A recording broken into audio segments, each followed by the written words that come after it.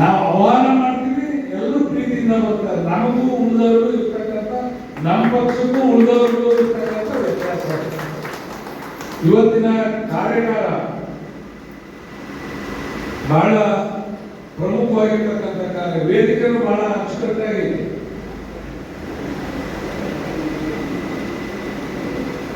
ನಾವು ಸಮಾಜದ ಕಾರ್ಯಕ್ರಮ ಮಾಡಬೇಕಾದ್ರೆ ಒಂದು ನಿರ್ಧಾರಕ್ಕೆ ಬಂದಿದ್ವಿ.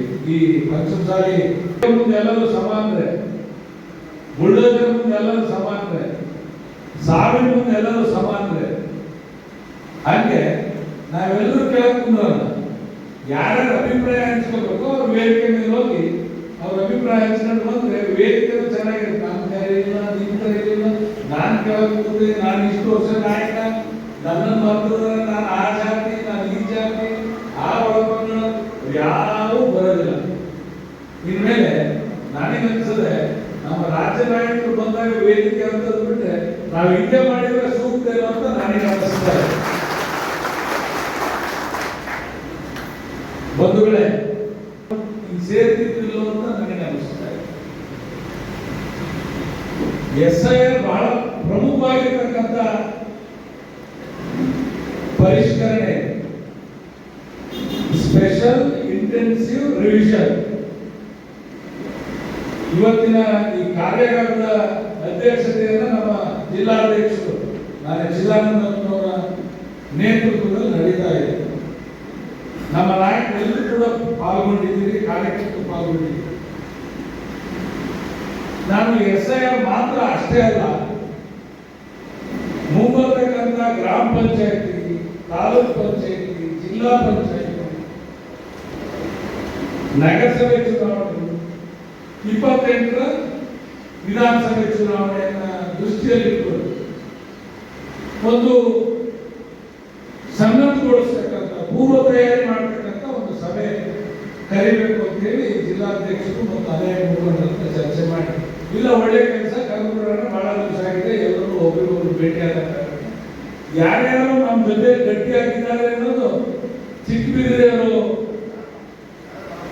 ಹರಳಿಯವರು ನೋಡ್ಲಿ, ನಂದಿಗುಡಿಯವರು, ಬಿಟ್ಲೆಕಟ್ಟೆಯವರು ನೋಡಿ, ಎಲ್ಲರೂ ಒಂದು ವೇದಿಕೆ ಬಂದ್ರೆ ಮತ್ತೆ ನಾವೆಲ್ಲರೂ ತಯಾರಾದಂಗಾಗುತ್ತೆ ಅಂತ ಹೇಳಿ ನಾವು ಕರೆದಿರ್ತಕ್ಕಂಥ ಈ ಸಭೆ. ಹಾಗಾದ್ರೆ ನಗರ ವ್ಯಾಪ್ತಿನಲ್ಲಿರ್ತಕ್ಕಂಥವ್ರೇ ಕಡಿಮೆ ಬಂದಿದ್ದೀರಿ ಅಂತ ನಾನು ಭಾವಿಸಿಲ್ಲ. ಎಲ್ಲ ವಾರ್ಡಿನಿಂದ ಕೂಡ ಬಂದಿದ್ದೀರಿ, ನನಗೆ ಬಹಳ ಸಂತೋಷ ಆಗಿದೆ. SIR ಇದು ಬಹಳ ಪ್ರಮುಖವಾಗಿರ್ತಕ್ಕಂಥದ್ದು. ನಮ್ಮ ಪರಮೇಶ್ವರ ಗೌಡರು ಪ್ರಾರಂಭದಲ್ಲಿ ಮಾತನಾಡಿದರು. ಪರಮೇಶ್ವರ ಗೌಡರಿಗೆ ಮಾತನಾಡಿದ್ರು ಮಾತನಾಡ್ತಿರ್ಲಿಲ್ಲ,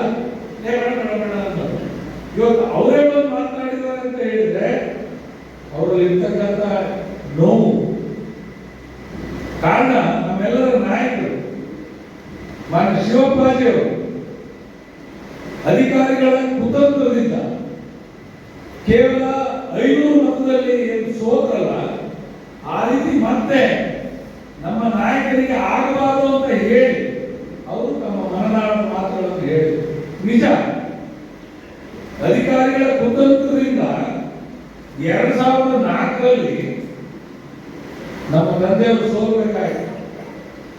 7 ಚುನಾವಣೆಗಳು ಮಾಡಿದ್ರೆ 2 ಚುನಾವಣೆಗಳಲ್ಲಿ ಗೆದ್ದಿದ್ದು.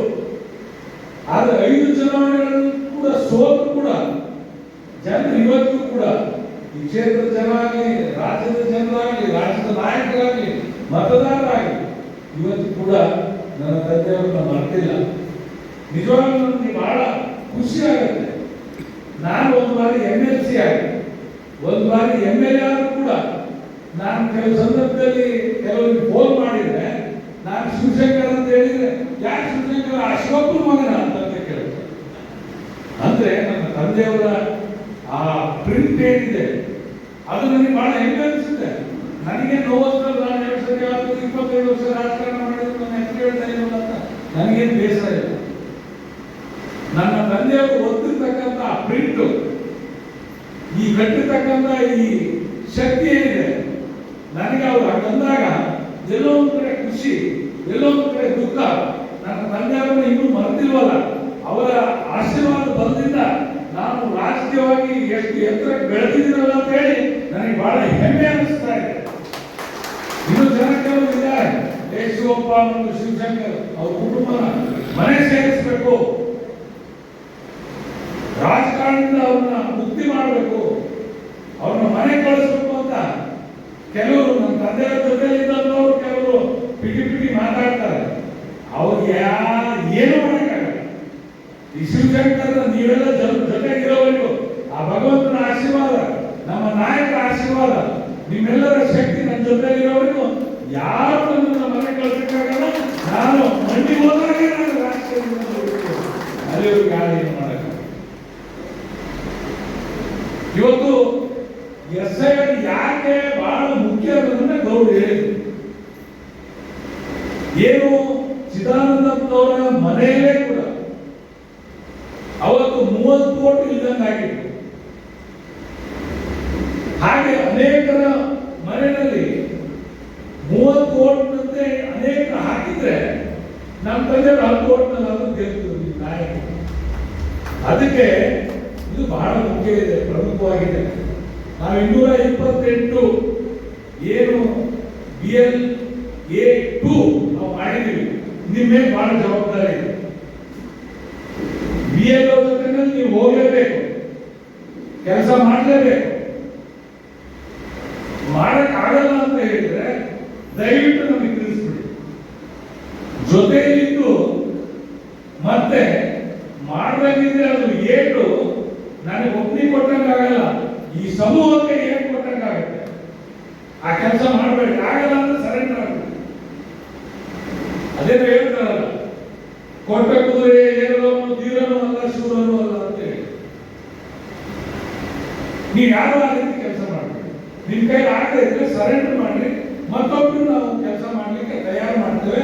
ಇದು ಪ್ರತಿಯೊಬ್ಬ ಮತದಾರರು ಭೇಟಿ ಮಾಡಲಿಕ್ಕೆ ಅವಕಾಶ. 1500 ಮತದಾರರನ್ನ ಪ್ರಾಮಾಣಿಕವಾಗಿ ಭೇಟಿ ಮಾಡಿದ್ರೆ ಅದು ರಾಜೇಗೌಡರು ಹೇಳಿದಂಗೆ ನಾವು ಆ ಮತಪಟ್ಟಿಯನ್ನು ಕೊಟ್ಟಂತ ಸಂದರ್ಭದಲ್ಲಿ ನಿಮಗೇನು BLA2 ಮಾಡಿದೀವಿ, BLA2 ನಿಮ್ ಜೊತೆನಲ್ಲಿ ಆ ಬೂತ್ ಕಮಿಟಿ ಒಂದು 20 ಜನರನ್ನ ನೀವು ಕರೆಕ್ಟ್ ಆಗಿರ್ತಕ್ಕಂಥ ಒಂದು ನೇಮಕ ಮಾಡ್ಕೊಂಡ್ರೆ ಒಬ್ಬೊಬ್ರು 50 ವೋಟ್ ಹಾಕ್ಸಿದ್ರೆ 250 1000 ವೋಟ್ ಆಗುತ್ತೆ. 10 ವೋಟ್ ಹಾಕ್ಸಿದ್ರೆ 500 ವೋಟ್ ಆಗ್ತದೆ. 20 ಜನ 10 ಮನೆನ ಕರೆಕ್ಟ್ ಆಗಿ ಮತದಾರರನ್ನ ಮನವೊಲಿಸಿ ಕೆಲಸ ಮಾಡಿದ್ರೆ ನಮಗೆ ಸೋಲಿಲ್ಲ. ಅದಕ್ಕೆ ನಾವು ಮತಪಟ್ಟಿಯಲ್ಲಿ ಸೇರಿಸಲಿಕ್ಕೂ ಇದೊಂದು ಅವಕಾಶ, ಬಿಟ್ಟೋದವ್ರನ್ನ ಪಟ್ಟಿ ಮಾಡಿ ತೆಗೆಸಾಕ್ಲಿಕ್ಕೂ ಅವಕಾಶ. ನೀವು ಬರೀ ಸೇರಿಸೋದ್ರಿಂದ ನಾವು ಗೆಲ್ತೀವಿ ಅಂತ ತಿಳ್ಕೋಬಾರ್ದು. ಊರು ಬಿಟ್ಟೋದವರು, ಸತ್ತವರು, ಕೊಟ್ಟಿ ಮತದಾನ ಮಾಡಲಿಕ್ಕೆ ಪ್ರಯತ್ನ ಮಾಡತಕ್ಕಂಥ ಕೊಟ್ಟಿ ಓಟ್ಗಳನ್ನ ಬೇರೆ ತಾಲೂಕಿನಿಂದ ಹಾಗೆ ಸೇರಿಸಿರ್ತಕ್ಕಂಥ ಮತಗಳನ್ನ ನಾವು ತೆಗೆದೇ ಇದ್ರೆ ನಾವು ಮತ್ತೆ ಸೋಲ್ತೀವಿ. ಸೇರಿಸೋದ್ರಿಂದ ಮಾತ್ರ ಗೆಲ್ಲೋದಿಲ್ಲ, ತಗ್ಸೋದ್ರಿಂದಲೂ ಕೂಡ ನಾವು ಗೆಲ್ಲಲಿಕ್ಕೆ ಸಾಧ್ಯ ಇದೆ ಅನ್ನೋದನ್ನ ನಾವೆಲ್ಲರೂ ಕೂಡ ಅರ್ಥ ಮಾಡ್ಕೊಳ್ಬೇಕು, ಪ್ರಾಮಾಣಿಕವಾಗಿ ಕೆಲಸ ಮಾಡಬೇಕು. ಹಾಗಾಗಿ ಈ SIR ಪ್ರಮುಖ ಪಾತ್ರವನ್ನ ಮಾಡುತ್ತೆ. ಹೇಳಿದ್ರು ರಾಜೇಗೌಡರು 3000 ಮತಗಳ ಅಂತರದಲ್ಲಿ ನಾವು 30 ಕ್ಷೇತ್ರದಲ್ಲಿ ನಾವು ಕಳ್ಕೊಂಡಿದ್ದೀವಿ ಅಂತ ಹೇಳಿ. ಹಾಗೆ ನಮ್ಮ ತಂದೆಯವರಿದ್ದ ಸಂದರ್ಭದಲ್ಲಿ ನಾವು ಸೋಲ್ತಾ ಇದ್ದು ಗೆಲ್ತಾ ಇದ್ದು 2000 ಕೇವಲ 2000 ಅಷ್ಟು ಪೈಪೋಟಿ. ಹಾಗಾಗಿ ಮುಂದೆ ಬರ್ತಕ್ಕಂಥ ದಿನಗಳಲ್ಲಿ ಕೂಡ ಪೈಪೋಟಿ ಹೆಚ್ಚಿದೆ.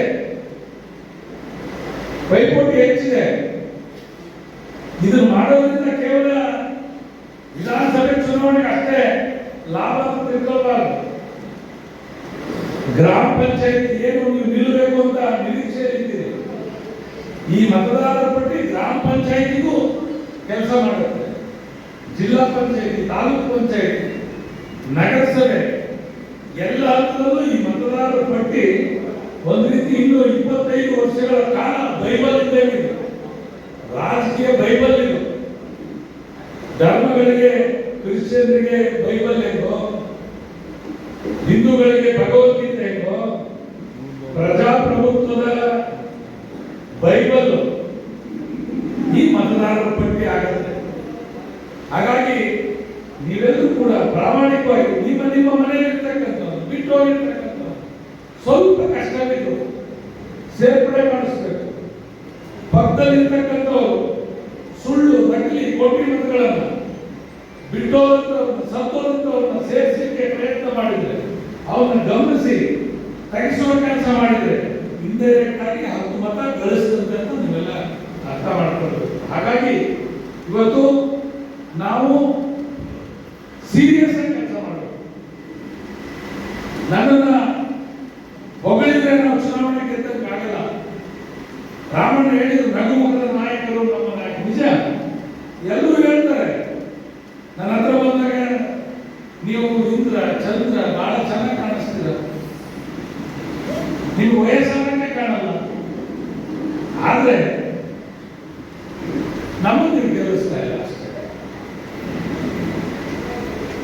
ಇವತ್ತು ಅವ್ರು ಹೇಳಿ ನನಗೆ ಇರಿಸ್ಕೊಡ್ಸಾಗ ನಮ್ಮ ಶಾಸಕರು ನನ್ನ ಮಾಜಿ ಶಾಸಕರು ಇನ್ನೊಬ್ಬಿದ್ದಾರೆ, ನೀವು ಕೆಲಸ ಹೋಗಿ ನಾನು ಶಾಸಕ ಆಗಕ್ಕೆ ಸಾಧ್ಯ ಇಲ್ಲ. ನನಗೆಲ್ಲರೂ ಹೇಳ್ತೀರಿ ಅಯ್ಯೋ ಸಿಟ್ಟು ಸಿಟ್ಟು ಸಿಟ್ಟು ಅಂತ. ಎಷ್ಟಂದ್ರೂ ನನ್ನ ನಗು ನಿಮಗೆ ಮುಗ್ತಾ ಇಲ್ಲ. ರಾವಣ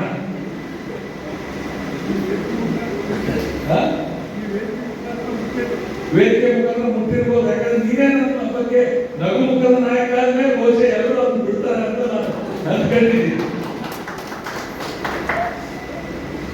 ನಿಜ, ನನ್ನ ಹತ್ರ ಬಂದ್ರೆ ಮತ್ತೆ ಬಿಟ್ಟು ಹೋಗೋದಿಲ್ಲ ಜನ. ಇವತ್ತು ಬಹಳ ಜನ ವಿವಿಧ ಪಕ್ಷದಲ್ಲಿ ಬಹಳ ಜನ ಇದ್ದಾರೆ. ಕೆಲವರು ಫ್ಲೆಕ್ಸ್ ನಾಯಕರಿದ್ದಾರೆ, ಫ್ಲೆಕ್ಸ್ MLA ಆಗಿದ್ದಾರೆ, ಕೆಲವು ಗ್ರಾಮ ಪಂಚಾಯತಿಯಲ್ಲಿ ಗೆಲ್ಲಕ್ಕೆ ಆಗದೆ ಇರ್ತಕ್ಕಂಥವ್ರು ನಾನು MLA ಆಗ್ಬೇಕು ಅಂತ ಇದ್ದಾರೆ, ಕೆಲವರು ಸಮಾಜದ ದುಡ್ಡು ನಾನು MLA ಆಗ್ಬೇಕು ಅಂತ ಪೈಪೋಟಿ ಮಾಡ್ತಕ್ಕಂಥವ್ರು ಇದ್ದಾರೆ, ಕೆಲವರು ಜಾತಿ ಮೇಲೆ ಆಗ್ತಕ್ಕಂಥವ್ರು ಇದ್ದಾರೆ, ಕೆಲವರು ಪಕ್ಷದ ಮೇಲೆ ಆಗ್ತಕ್ಕಂಥವ್ರು ಇದ್ದಾರೆ. ನಾನು ಆಗಲ್ಲ. ನಾನು ನನ್ನ ಜನ್ಮಿಸಿದ ಸಮಾಜವನ್ನ ರಾಜಕೀಯವಾಗಿ ಎಲ್ಲೂ ಬಳಸ್ಕೊಳ್ಳೋದಿಲ್ಲ ಅಂತಂದ್ರೆ ಈ ವೇದಿಕೆ ಮೂಲಕ ಪ್ರಮಾಣ ಮಾಡ್ತೀವಿ. ಆದ್ರೆ ನಮ್ಮವನು ಶಿವಶಂಕರ್ ಸರ್ವಜನಾಂಗದ ನಾಯಕ ತಂದೆಯವರನ್ನ ಅವರು ಕೂಡ ಕೆಲಸ ಮಾಡ್ತಾ ಇದ್ದಾರೆ. ಪ್ರತಿಯೊಬ್ಬರು ಕೂಡ ಅವ್ರ ಹತ್ರ ಬಂದ್ರೆ ಕೆಲಸ ಆಗತ್ತೆ ಅನ್ನೋ ಭಾವನೆಯಿಂದ ನನ್ನೊಟ್ಟಿಗೆ ಏನಿದ್ದಾರಲ್ಲ. ಹಾಗಾಗಿ ನಾನು ಸರ್ವಜನಾಂಗದ ನಾಯಕನಾಗಲಿಕ್ಕೆ ಇಷ್ಟಪಡ್ತೀನಿ ಅಷ್ಟೇ. ನಾನು ಸೋತಿರ್ಬೋದು, ನನಗೆ 2 ಬಾರಿ ಸೋತು ನನಗೆ ಕಷ್ಟ ಬಂದಿರ್ಬೋದು, ವೈಯಕ್ತಿಕವಾಗಿ ಕಷ್ಟ ಆಗಿರ್ಬೋದು, ಆದ್ರೆ ರಾಜಕೀಯವಾಗಿ ನನಗೆ ಕಷ್ಟ ಆಗಿಲ್ಲ. ರಾಜಕೀಯವಾಗಿ ನನಗೆ ಕಷ್ಟ ಆಗಿಲ್ಲ. ನಾನು ಸೋತಿದ್ದೀನಿ ಅಂತ ಪ್ರಯತ್ನವನ್ನು ನಿಲ್ಲಿಸಿಲ್ಲ. ನಾನು ವಿವಿಧ ಪಕ್ಷದವರು ಕೆಲವರು ಸರ್ಕಾರ ಇದೆ ಅಂತ ಹೇಳಿ ಅಧಿಕಾರಿಗಳನ್ನು ವರ್ಗಾವಣೆ ಮಾಡಿಸಿಕೊಂಡು ಅವ್ರ ಮುಂದೆ ಕೆಲಸ ಮಾಡಲಿಕ್ಕೆ ಪ್ರಯತ್ನ ಮಾಡ್ತಾರೆ. ನಾನು ಹೇಳಿದಂಗೆ ಅಧಿಕಾರಿಗಳು ಕೆಲಸ ಮಾಡಬೇಕು ಅಂತ. ನಾನು ಅಧಿಕಾರದಲ್ಲಿದ್ದು ಕೂಡ ನಾನು ಹೇಳಿದಂಗೆ ಮಾಡಿ ಅಂತ ಎಂದು ಹೇಳಿಲ್ಲ. ಕಾನೂನು ಏನ್ ಹೇಳುತ್ತೆ, ನಿಯಮ ಏನ್ ಹೇಳುತ್ತೆ, ಸರ್ಕಾರದ ಸುತ್ತೋಲೆಗಳು ಏನು ಬರ್ತವೆ, ಅದರಂತೆ ಪ್ರಾಮಾಣಿಕವಾಗಿ ಕೇವಲ ನನ್ನ ಹಿಂಬಾಲಕರಿಗೆ ಅಷ್ಟೇ ಅಲ್ಲ, ಪ್ರತಿಯೊಬ್ಬರಿಗೂ ಕೂಡ ನನ್ನ ವಿರೋಧಿಗಳಿಗೂ ಕೂಡ ಕೆಲಸ ಮಾಡಿ ಅಂತ ಹೇಳಿ ಅಧಿಕಾರಿಗಳಿಗೆ ಹೇಳಿದ್ದೆ. ಆದರೆ ಇವತ್ತಿನ ಪರಿಸ್ಥಿತಿ ಏನಾಗಿದೆ, ಕಷ್ಟಪಡದೆ ಹೋರಾಟ ಮಾಡದೆ ಇವತ್ತು ಅಧಿಕಾರಕ್ಕೆ ಬರಬೇಕು ಅಂತ ಹಬ್ಬ ಹುಟ್ಟಿಸ್ತಾ ಇದ್ದಾರೆ ಕೆಲವರೆಲ್ಲ. ನಮ್ಗೆ ಆ ರೀತಿ ಇಲ್ಲ. ನಮ್ಮ ಉದ್ದೇಶ ಹೋರಾಟ, ನಮ್ಮ ಉದ್ದೇಶ, ನಮ್ಮ ಗುರಿ ಸಾರ್ವಜನಿಕರ ಬದುಕಿನಲ್ಲಿ ಬಡವರಿಗೆ ಕಲ್ಯಾಣ ಮಾಡಬೇಕು, ಬಡವರಿಗೆ ಒಳ್ಳೆಯದಾಗಬೇಕು. ನಮ್ಮ ಹೋರಾಟನೇ ನಮಗೆ ಅಧಿಕಾರಕ್ಕೆ ಮೆಟ್ಟಲಾಗಬೇಕು ಅಂತ ನಾನು ಇವತ್ತು ಬಯಸ್ತಾ ಇರ್ತಕ್ಕಂಥ. ಹಾಗಾಗಿ ಯಾರೇ ಬರಲಿ, ಎಂಥದೇ ಕಷ್ಟ ಇರಲಿ, ನಿಯಮದ ಅಡಿಯಲ್ಲಿ ಕೆಲಸ ಮಾಡಿಕೊಳ್ಳಿಕ್ಕೆ ಪ್ರಾಮಾಣಿಕವಾಗಿ ಪ್ರಯತ್ನ ಮಾಡೋದ್ರಿಂದ ಇವತ್ತು ಸೋತು ಕೂಡ ಜನ ನನ್ನನ್ನು ನಿರೀಕ್ಷೆ ಮಾಡ್ತಾ ಇದ್ದಾರೆ. ಹೇಳಿದ್ರು ಯಾಕೆ ಮಾತನಾಡ್ತಕ್ಕಂಥ ನಮ್ಮ ಮಾನೆ ಹೇಳಿದ್ರು, ಗೋಪಿ ಹೇಳಿದ್ರು, ಶಿವಶಂಕರ್ ಇದ್ದಿದ್ರೆ ಆ ಕೆಲಸ ಆಗ್ತಾ ಇತ್ತು, ಶಿವಶಂಕರ್ ಇದ್ದಿದ್ರೆ ಅದೇ ಕೆಲಸ ತಪ್ಪಿತ್ತು, ಮುನ್ಸಿಪಾಲಿಟಿ ಆಗಿದೆ. ಕೆಲವು ಭ್ರಷ್ಟಾಚಾರದ ಮೂಲ ಮಾಡ್ಕೊಂಡಿದ್ದಾರೆ ಮುನ್ಸಿಪಾಲಿಟಿ, ತಾಲೂಕು ಕಚೇರಿಗಳು.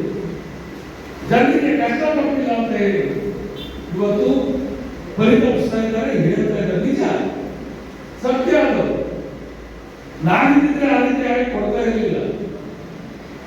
ಪ್ರಾಮಾಣಿಕವಾಗಿ ಎಲ್ಲ ವರ್ಗದಲ್ಲೂ ಕೂಡ ಕೆಲಸ ಆಗಲಿಕ್ಕೆ ನಾನು ಪ್ರಯತ್ನ ಮಾಡ್ತಾ ಇದ್ದೆ. ನಾನು ಚುನಾವಣೆಯಲ್ಲಿ ಸೋತು ಶಕ್ತಿ ಕಳ್ಕೊಂಡಿದ್ದಾರೆ. ನನಗೆ ನಮ್ದವ್ರು ಕೈ ಕೊಟ್ಟಿರ್ಬೋದು 2 ಚುನಾವಣೆಯಲ್ಲಿ. ಮೋಹನ್ ಅತೀವ ನಂಬಿಕೆ ಇಟ್ಟು ನಮ್ಮ ಚುನಾವಣೆಯಲ್ಲಿ ಯಾರು ನಂಬಿದ್ನೋ ಬಂದ ತಕ್ಷಣ ಕೆಲವರಿಗೆ ಕುರ್ಚಿಯನ್ನು ಹಾಕಿ ಕುಡಿಸ್ತಿದ್ರು ನಮ್ಮ ಜನ ಮುಖಂಡರು, ಅವರೆಲ್ಲ ಕೈ ಕೊಟ್ಟರು. ಕೈ ಕೊಟ್ಟದ್ರಿಂದ ನಾನು ಸೋಲ್ಬೇಕಾಯ್ತು. ಕೆಲವು ಸಮುದಾಯಗಳು ಕೆಲವು ನಿರೀಕ್ಷೆ ಮೇಲೆ, ಗ್ಯಾರಂಟಿಗಳ ಮೇಲೆ ನಮ್ಮ ಹೋರಾಟದಿಂದ, ನಮ್ಮ ಚುನಾವಣೆಯ ದೃಷ್ಟಿಯಿಂದ ದೂರ ಸರಿದು. ಆದರೆ ನಾನೇನು ದೂರ ಸರಿದಿಲ್ಲ ಜನರಿಂದ. ಇವತ್ತಾಗಲೇ ಹೋರಾಟದಿಂದ ಹೋಗ್ತಾ ಇದ್ದಾರೆ. ಹಾಗೆ ಹೊಂದಾಣಿಕೆ ದಿನಗಳು ಬರ್ತಾ ಇದ್ದಾರೆ. ಹೊಂದಾಣಿಕೆ ದಿನಗಳು ಎಂತ ಹೋರಾಟ ಮಾಡಿದ್ರು ನೀನು ನಾಯಕ ಆಗತ್ತ ಸನ್ನಿವೇಶಗಳು ಸಫಲ ಆಗ್ತಾ ಇಲ್ಲ, ಕೂಡ್ತಾ ಇಲ್ಲ. ಇವರು ಹೊಂದಾಣಿಕೆ, ದೇಶಾದ್ಯಂತ ಹೊಂದಾಣಿಕೆ. ಇವರು ಎಲ್ಲೋ ಒಂದ್ ಕಡೆ ನಮ್ಮ ಕ್ಷೇತ್ರದಲ್ಲೂ ಕೂಡ ಜನರು ಅಯ್ಯೋ ಶಿವಶಂಕರ್ ರೆಡ್ಡಿ ಅಭ್ಯರ್ಥಿ ಆಗ್ತಾರೆ, ಶಿವಶಂಕರ್ ರೆಡ್ಡಿ ಅಭ್ಯರ್ಥಿ ಆದ್ರೆ ಗೆಲ್ಲುವುದು ನಿಶ್ಚಿತ.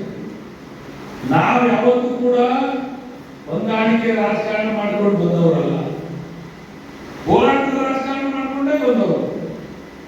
ನಾವು ಹೋರಾಟ ಮಾಡೋಣ, ನಾವು ಮುಂದೆ ಹಿಂಗಾಗತ್ತೆ ಹಂಗಾಗತ್ತೆ ಅಂತ ನಿರೀಕ್ಷೆ ಮಾಡಿಕೊಂಡು ನಾವೇನಾದ್ರು ಕೆಲಸ ಮಾಡೋದು ನಿಲ್ಲಿಸಿದ್ರೆ, ಹೋರಾಟ ಮಾಡೋದು ನಿಲ್ಲಿಸಿದ್ರೆ, ಪಕ್ಷ ಕಟ್ಟೋದು ನಿಲ್ಲಿಸಿದ್ರೆ, ಸಂಘಟನೆ ಮಾಡೋದು ನಿಲ್ಲಿಸಿದ್ರೆ ನಮಗೆ ಪೆಟ್ಟು ಬೀಳ್ತದೆ. ನಾವು ಯಾವತ್ತೂ ಕೂಡ ಏಕಾಂಗಿಯಾಗಿ ಹೋರಾಟ ಮಾಡಲಿಕ್ಕೆ ಯಾವತ್ತೂ ಕೂಡ ತಯಾರಿರಬೇಕು. ನಾವು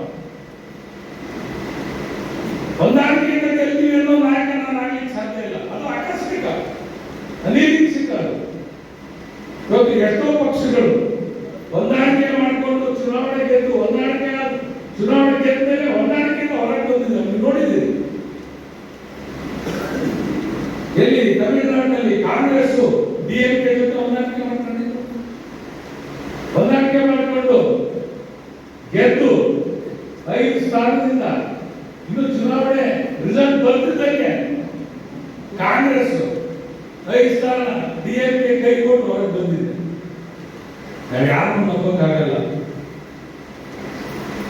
ಆಕಸ್ಮಿಕ ಬಂದ್ರೆ ಕೂಡ್ಕೊಂಡು ಮಾಡೋಣ. ಇದು ಮಾಡಿದ್ವಿ ನಾವು. MP ಚುನಾವಣೆ ನಮ್ಮ ನಾಯಕರು ದೇಶದಲ್ಲಿ ಹೊಂದಾಣಿಕೆ ಮಾಡ್ಕೊಂಡ್ರೆ ನಾವೇ ಕೆಲಸ ಮಾಡಿದ್ವಿ. ಹಿಂದೆ 2019ರಲ್ಲಿ ಕಾಂಗ್ರೆಸ್ ಜೊತೆಗೆ ಸರ್ಕಾರ ಮಾಡಿದ್ರೆ ನಾವು ಕಾಂಗ್ರೆಸ್ ಕೆಲಸ ಮಾಡಿದ್ವಿ. ಕಾಂಗ್ರೆಸ್ನವರು ಕೈ ಕೊಟ್ಟರು,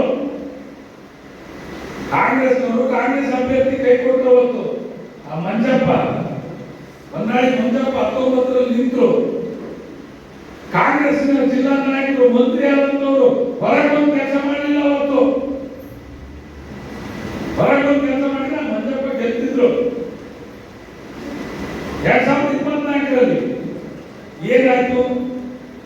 ಮನೆ ಅಭ್ಯರ್ಥಿ ಇತ್ತು ಅಂತ ಹೇಳಿ ಕಾಂಗ್ರೆಸ್ನವರು, ಮಂತ್ರಿ ಆದಂತವರು, ಮುಖಂಡರುಗಳು ಮಂಜಪ್ಪನಾದಿಯಾಗಿ ಸೋಲಿನ ಅನುಭವವನ್ನು ಪಡೆದಿರ್ತಕ್ಕಂಥವ್ರು ಸೇಡನ್ನು ತೀರಿಸಿಕೊಳ್ಳಲಾರದೆ, ಸೋಲಿನ ಸೇಡನ್ನು ತೀರಿಸಿಕೊಳ್ಳಲಾರದೆ ಮತ್ತೆ 24ರಲ್ಲಿ ಕಾಂಗ್ರೆಸ್ ಅಭ್ಯರ್ಥಿಗೆ ಅದೇ ರೀತಿ 23ರಲ್ಲಿ 19ರಲ್ಲಿ ಮಂಜಪ್ಪನ ಗೆಲ್ಲಿಸಬಹುದು ಕಾಂಗ್ರೆಸ್ನವರು. ಹೀಗೆ ಚುನಾವಣೆ ಅಂದ್ರೆ ಕಾಲಕ್ಕೂ ಬದಲಾವಣೆ ಆಗ್ತಾ ಇರುತ್ತೆ ಮತದಾರರ ಮನಸ್ಸು. ಅದಕ್ಕೆ ನಾವು ಮುಂದೆ ಹೊಂದಾಣಿಕೆ ಇರುತ್ತೆ ಎನ್ನುವ ನಿರೀಕ್ಷೆಯಿಂದ ನಾವು ಸಂಘಟನೆ ಮಾಡೋದನ್ನ ನಿಲ್ಲಿಸಬಾರದು. ನಾವು ಯಾವಾಗಲೂ ತಯಾರಿರಬೇಕು. ಅಂಗಡಿ ನಾವು ಮಾಡಿದ್ದೀವಿ. 24ರಲ್ಲಿ ನಾವು ಬಿಜೆಪಿ ಹೊಂದಾಣಿಕೆ ಮಾಡಿಕೊಂಡಾಗ ಬಿಜೆಪಿ ಅಭ್ಯರ್ಥಿ ಪ್ರಾಮಾಣಿಕವಾಗಿ ಮಾಡಿದ್ವಿ. ನಾವು ಯಾವತ್ತೂ ಕೂಡ ಪ್ರಾಮಾಣಿಕತೆಗೆ ಧಕ್ಕೆ ತಂದಿಲ್ಲ. ನಮ್ಮ ಕಾರ್ಯಕರ್ತರು, ನಮ್ಮ ಮುಖಂಡರು ಯಾವತ್ತೂ ಕೂಡ ಮೋಸ ಮಾಡಿಲ್ಲ. ನಾವು ಪ್ರಾಮಾಣಿಕವಾಗಿ ಜನತಾದಳದ ಕೆಲಸ ಮಾಡಿದ್ದೀವಿ. 24ರಲ್ಲಿ ಬಿಜೆಪಿ ಅಭ್ಯರ್ಥಿಗೆ ಪ್ರಾಮಾಣಿಕವಾಗಿ ಹಗಲಿರುಳು ದುಡಿದಿದ್ದೀವಿ. ನಾವೆಲ್ಲ ಮುಖಂಡರು, ಕಾರ್ಯಕರ್ತರು ನಾವೆಲ್ಲರೂ ಕೂಡ ಮನೆ ಸುತ್ತಿ. ಆದ್ರೆ ಅವರ ಒಳಜಗಳದಿಂದ ಅವರು 24ರಲ್ಲಿ ಸೋತ್ರೆ ಹೊತ್ತು ನಮ್ಮಿಂದ ಸೋಲು ಆಗಿಲ್ಲ ಅನ್ನೋದನ್ನ ನಾನು ಈ ಸಂದರ್ಭದಲ್ಲಿ ಗಟ್ಟಿದಲ್ಲಿ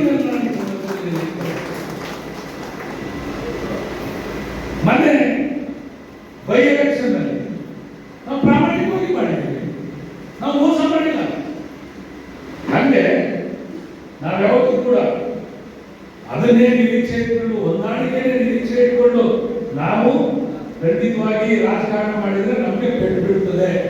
ನಾಳೆ ನಗರಸಭೆನೂ ಆಗ್ಬೋದು, ಜಿಲ್ಲಾ ಪಂಚಾಯತಿ ಆಗ್ಬೋದು, ತಾಲೂಕ್ ಪಂಚಾಯತಿ ಆಗ್ಬೋದು, ಗ್ರಾಮ ಪಂಚಾಯತಿ ಬಿಡಿ, ಅದಕ್ಕೆ ಸಿಂಬಲ್ ಇರೋದಿಲ್ಲ. ಸಿಂಬಲ್ ಚುನಾವಣೆ ಗ್ರಾಮ ಪಂಚಾಯತಿ. ಆದ್ರೆ ಸಿಂಬಲ್ ಆಧಾರದ ಮೇಲೆ ನಾವು ಚುನಾವಣೆ ಪೈಪೋಟಿ ಮಾಡಬೇಕಾದ್ರೆ ತಾಲೂಕ್ ಪಂಚಾಯತಿ, ಜಿಲ್ಲಾ ಪಂಚಾಯತಿ, ನಗರಸಭೆ, ವಿಧಾನಸಭೆ, ಹಾಗಾಗಿ ಪುರಸಭೆ. ಹಾಗಾಗಿ ನಾವು ಹೊಂದಾಣಿಕೆಯನ್ನು ನಿರೀಕ್ಷೆ ಇಟ್ಕೊಂಡು ನಮ್ಮ ಸಂಘಟನೆಗೆ ಕೊಡಲಿ ಪೆಟ್ಟು ಕೊಡೋದು ಬೇಡ. ನಾವು ಯಾವತ್ತೂ ಕೂಡ ತಯಾರಿರಬೇಕು. ಏಕಾಂಗಿಯಾಗಿ ಹೋರಾಟ ಮಾಡುವ ಸಂದರ್ಭ ಬಂದ್ರೆ ಮತ್ತೆ ನಾವು ಇಳಿಲೇಬೇಕು. ನಾವು ಯಾವತ್ತೂ ಸೋತಿಲ್ಲ. ನಗರಸಭೆ, ಗ್ರಾಮ ಪಂಚಾಯತಿ, ಅತಿ ಹೆಚ್ಚು ಗ್ರಾಮ ಪಂಚಾಯತಿಗಳ ಹಿಡಿತದಲ್ಲಿ ಜನತಾದಳನೇ ಈ ಕ್ಷೇತ್ರದಲ್ಲಿ ಇರತಕ್ಕಂಥದ್ದು. ತಾಲೂಕ್ ಪಂಚಾಯತಿ ಸಮಬಲದಲ್ಲಿ ಹಿಂದೆ ನಾವು ಸಮಬಲದಲ್ಲಿ ಬಂದಿದ್ದೀವಿ. ಜಿಲ್ಲಾ ಪಂಚಾಯತಿನಲ್ಲೂ ನಮ್ಮ ತಂದೆಯವರ ಕಾಲದಿಂದ ನಾವು ಯಾವತ್ತೂ ಕೂಡ ಸಮಬಲದಲ್ಲಿದ್ದೀವಿ. ನಗರಸಭೆ ಸುಮಾರು 20 ವರ್ಷದಿಂದ ಜನತಾದಳನೇ ಚುಕ್ಕಾಣಿ ಹಿಡಿದಿರ್ತಕ್ಕಂಥದ್ದು. ಅತಿ ಹೆಚ್ಚು ಸಂಖ್ಯೆಯಲ್ಲಿ ಬರುತ್ತಕ್ಕಂಥದ್ದು ನಾವೇ. ಜನತಾದಳ ಮಾನ್ಯ ನಾಯಕರು ಶಿವಪ್ಪಾಜಿ ಅವರು ಶಿವಶಂಕರ್ ಯಾರನ್ನ ಅಧ್ಯಕ್ಷ ಮಾಡಬೇಕು ಅಂತ ನಿರೀಕ್ಷೆ ಗುರುತು ಮಾಡಿದರು, ಅವರೇ ಆಗಿದ್ದಾರೆ ಇತಿಹಾಸದಲ್ಲಿ ತೆಗೆದುಕೊಂಡರು. ಅದು ನಮ್ಮ ಶಕ್ತಿ. ಹಾಗಾಗಿ ನಾವು ಯಾವತ್ತೂ ಕೂಡ ಸನ್ನದ್ಧರಾಗಿರ್ಬೇಕು ಅನ್ನೋದನ್ನ ನಾವು ಈ ಸಂದರ್ಭದಲ್ಲಿ ಹೇಳಿ ಬಯಸ್ತೀವಿ. ಇವತ್ತು ಎಂಥ ಸ್ಥಿತಿ ಬಂದಿದ್ದೇವೆ ಅಂತ ಹೇಳಿದ್ರೆ, ನಮ್ಮ ಸಂವಿಧಾನ ಶಿಲ್ಪಿ ಪೂಜ್ಯ ಡಾಕ್ಟರ್ BR ಅಂಬೇಡ್ಕರ್ ಅವರು ಎಂಥ ಸಂದೇಶಗಳನ್ನು ಕೊಟ್ಟಿದ್ದಾರೆ. ಮತವನ್ನ ಮಾರಿಕೊಳ್ಬೇಡಿ, ಮತವನ್ನ ಮಾರಿಕೊಂಡ್ರೆ ಮಗಳನ್ನು ಮಾರಿಕೊಂಡಂತೆ. ಹಾಗಾಗಿ ಮತಕ್ಕೆ ಬಹಳ ಶಕ್ತಿ ಇದೆ. ಆ ಶಕ್ತಿ, ಆ ಪವಿತ್ರತೆಯನ್ನು ಕಲಿಬೇಡಿ ಅಂತ ಹೇಳಿ ಸಾಲು ಸಾಲಾಗಿ ಹೇಳಿದ್ದಾರೆ. ನಾವು ಅದನ್ನ ಜನರು ವಾಟ್ಸಪ್ ಬಿಟ್ಟೇ ಬಿಡ್ತೀವಿ, ಬಾಗಿಲಲ್ಲಿ ಹೇಳ್ತೀವಿ. ಆದ್ರೆ ಮತದಾರ ಇವತ್ತು ಯಾವ ಸ್ಥಿತಿ ಬಂದಿದ್ದಾರೆ ಅವಲೋಕನ ಮಾಡಬೇಕು. ಹಣದ ಆಧಾರದ ಮೇಲೆ ಇವತ್ತು ಮತವನ್ನ ಒಬ್ಬ ಏನು ಜನಪ್ರತಿನಿಧಿಯನ್ನ ಗುರುತು ಎಂತ ಸನ್ನಿವೇಶಕ್ಕೆ ಬಂದಿದ್ದೀವಿ. ಹಾಗಾಗಿ ಇವತ್ತು ಮತದಾರ ಎಲ್ಲೋ ಒಂದು ಕಡೆ ಜಾತಿ ಆಧಾರದ ಮೇಲೆ, ಎಲ್ಲೋ ಒಂದು ಕಡೆ ಹಣದ ಆಧಾರದ ಮೇಲೆ ಗಮನಿಸಿ ಮತವನ್ನು ಮಾಡ್ತಾ ಇದ್ದಾರೆ. ಇವತ್ತು ಅಭಿವೃದ್ಧಿ ನೋಡ್ತಾನೆ ಇಲ್ಲ ಮತದಾರ. ನಮ್ಮ ವಸಂತ ಹೇಳಿದಂಗೆ, ನಾನು ವಿರೋಧ ಪಕ್ಷದಲ್ಲಿ ಇದ್ದು ಕೂಡ ನಾನು ಮಾಡಿದಷ್ಟು ಅಭಿವೃದ್ಧಿ ಯಾವ ಹಳ್ಳಿಗಳಲ್ಲೂ ಕೂಡ ಕಾಂಕ್ರೀಟ್ ರಸ್ತೆ, ನಾನು ಏನ್ ಭರವಸೆ ಕೊಟ್ಟಿದ್ದೆ ಆ ಕೆಲಸವನ್ನು ಎಲ್ಲವೂ ಕೂಡ ಮಾಡಿಬಿಟ್ಟಿದ್ದೀನಿ. ಇವತ್ತು ನಿಂತವ್ರು ಎಲ್ಲರೂ ಹೇಳ್ತಾರೆ, ನಾನು ಮಾಡಿದಷ್ಟು ಅವ್ರು ಮಾಡಿಲ್ಲ, ಅವ್ರು ಮಾಡಿದಷ್ಟು ಇವ್ರು ಮಾಡಿಲ್ಲ. ನಾನು ಸೋಕ ರಾಮಪ್ಪ ಬಂದು ನಾನು ಮಾಡಿದಷ್ಟು ಶಿವಶಂಕರ್ ಏನ್ ಮಾಡಿದ್ರು ಅಂತ ಅವ್ರು ಹೇಳಿದ್ರು. ನಾನು ಹೇಳಿದೆ ಹರೀಶ್ ಸೋಲಿಸಿದಾಗ, ಹರೀಶ್ ಅವ್ರನ್ನ ಸೋಲಿಸಿದಾಗ ಹರೀಶ್ ಏನ್ ಮಾಡಿದ್ರು, ನಾನು ಮಾಡಿದ್ದೀನಿ ಅಂತ ನಾನು ಹೇಳಿದೆ. ಈಗ ನಾನು ಸೋತ ಮೇಲೆ ಹರೀಶ್ ಅವರು ಇಬ್ರು ಮಾಡಿಲ್ಲ, ಅಷ್ಟು ನಾನು ಮಾಡಿದ್ದೀನಿ ಅಂತ ಅವ್ರು ಹೇಳ್ತಾರೆ. ಇದು ಮನುಷ್ಯನ ವ್ಯವಸ್ಥೆ. ಈ ವ್ಯವಸ್ಥೆ ಏನು ಮಾಡಕ. ಆದ್ರೆ ಮನುಷ್ಯನಿಗೆ ಒಂದು ಆತ್ಮಸಾಕ್ಷಿ, ಒಂದು ಮನುಷ್ಯನಿಗೆ ನೋಡುವಂತ ಕಣ್ಣು ಎರಡು ಇದಾವಲ್ಲ. ಯಾರು ಎಷ್ಟು ಕೆಲಸ ಮಾಡಿದ್ದಾರೆ, ಏನ್ ಮಾಡಿದ್ದಾರೆ, ಏನ್ ಮಾಡ್ತಾ ಇದ್ದಾರೆ, ಜನರ ಜೊತೆ ಯಾರಿದ್ದಾರೆ. ಕೆಲವು ಸಂದರ್ಭದಲ್ಲಿ ದಾರಿನಲ್ಲಿ ತೆಗೆದಿರೋರಿದ್ದಾರೆ, ಕೆಲವು ಸಂದರ್ಭದಲ್ಲಿ ಜಾತಿಯಲ್ಲಿ ತೆಗೆದಿರೋರಿದ್ದಾರೆ, ಕೆಲವು ಸಂದರ್ಭದಲ್ಲಿ ತೋಟದ ಹಣದ ಮೇಲೆ ಇರೋರಿದ್ದಾರೆ. ಆದ್ರೆ ನಾನು ಮಾತ್ರ ಯಾವತ್ತೂ ಕೂಡ ನನ್ನ ಕಾರ್ಯದ ಮೇಲೆ, ಕೆಲಸದ ಮೇಲೆ, ನೀವೆಲ್ಲ ಮಾಡೋ ಪ್ರಾಮಾಣಿಕ ಸೇವೆ ಮೇಲೆ ನಾನು ಗೆದ್ದಿದ್ದೀನಿ ಅಂತ ನಾನು ಓಟ್ ಕೇಳಬೇಕಾದ್ರೆ ನಾನು ನಮ್ಮ ನಾಯಕರು, ನಮ್ಮ ಪಕ್ಷ, ನಮ್ಮ ರೈತರ ಪಕ್ಷ, ಈ ರಾಜ್ಯಕ್ಕೆ ಪ್ರಾದೇಶಿಕ ಪಕ್ಷ ಅನಿವಾರ್ಯ, ಬೇಕೇ ಬೇಕು. ದೇಶದಲ್ಲಿ ರಾಷ್ಟ್ರೀಯ ಪಕ್ಷಗಳು ಪ್ರಾದೇಶಿಕ ಪಕ್ಷಗಳನ್ನು ಮುಗಿಸ್ತಾ ಇದ್ದಾವೆ. ನೀವು ನೋಡಿ, ದೀದಿ ವೆಸ್ಟ್ ಬೆಂಗಾಲ್ ಮುಗೀತು, ಕ್ಲೋಸ್. ಬಿಹಾರ್ ಕ್ಲೋಸ್. ನಿತೀಶ್ ಕುಮಾರ್ ಅಲ್ಲಿಂದ ಇದು ಕ್ಲೋಸ್ ಮಾಡಿದ್ರು. ನಾವು ಯಾರೇ ಪಾರ್ಟಿ ಇರಲಿ, ನಾನು ಯಾರು ಘೋಷಣೆ ಮಾಡ್ತಾ ಇಲ್ಲ. ಕಾಂಗ್ರೆಸ್ ಹತ್ಯೆ ಮಾಡಿದೆ, ಬಿಜೆಪಿ ಹತ್ಯೆ ಮಾಡ್ತಾ ಇದೆ.